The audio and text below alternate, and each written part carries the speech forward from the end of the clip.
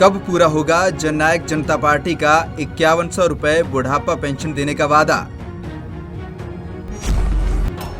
सत्ता में आने के 3 साल बाद भी अधूरा है जजपा का वादा।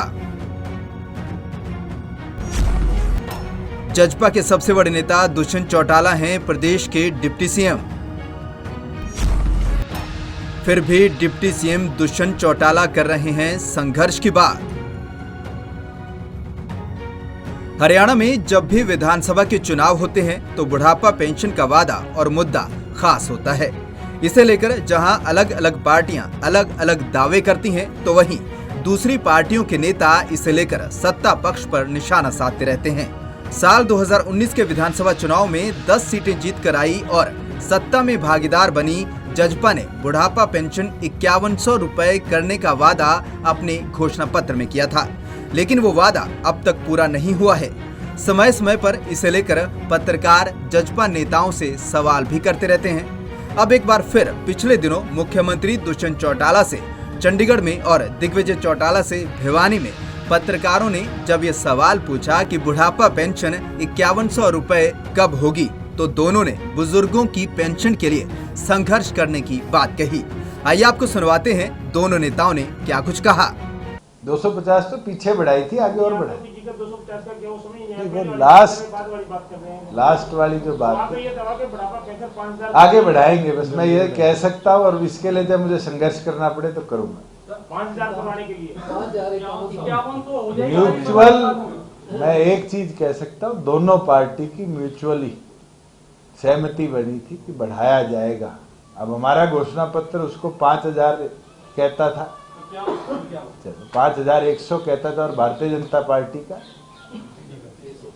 3100 कहता था। उसके बीच में जहां भी आई, अब मैं आज 50 MLA का तो लेजिस्लेटिव में प्रतिनिधि नहीं कर, 10 MLA के बावजूद भी हमने बहुत से ऐसे हमारे घोषणा पत्र के एजेंडाज थे जिनको संपूर्ण पूरा किया।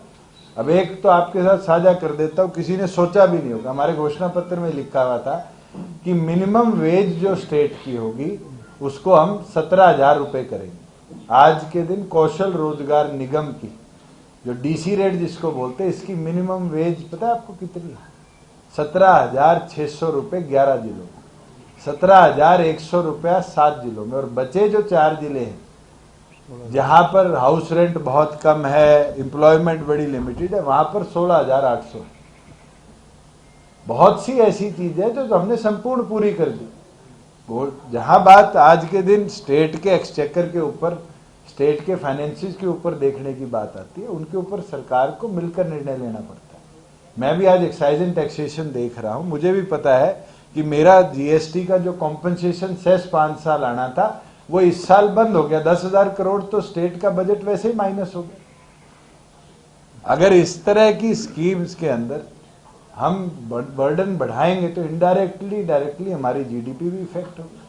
मगर म्यूचुअली हमने बहुत से निर्णय करे हैं, और बुढ़ापा पेंशन क्योंकि आज के दिन चौधरी देवीलाल जी से जुड़ा निर्णय है, इसमें मैं पीछे नहीं हटूंगा। कहीं आप ये सोचते हो कि मैं इसको यहाँ छोड़ दूं, संघर्ष करना पड़ेगा, जरूर करूंगा। अगर मेरे को दिल्ली चर्चा करनी पड़ेगी तो भारतीय जनता पार्टी की लीडरशिप से दिल्ली में भी चर्चा करूंगा। निश्चित तौर पर इसलिए मन में पीड़ा इस बात की है कि हम बुजुर्गों के लिए कुछ करना चाहते हैं, और उस जज्बे को जो है ना 10 सीटों के साथ शायद उतना पूरा नहीं किया जा सकता उस काम को, जितना अगर ये सीटें ज़्यादा होती। तो लोगों का यही कहना है कि आने वाले समय में दुष्यंत को और ताकत मिलेगी और मजबूती से इसको।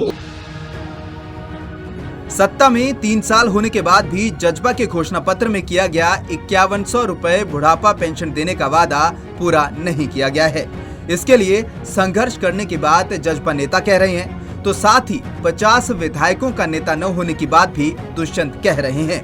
ऐसे में देखना होगा कि उप मुख्यमंत्री दुष्यंत चौटाला संघर्ष कर बुढ़ापा पेंशन 5100 रुपए करवा पाते हैं या नहीं। पंजाब केसरी टीवी के लिए चंडीगढ़ से देवेंद्र रोहल के साथ न्यूज डेस्क रिपोर्ट।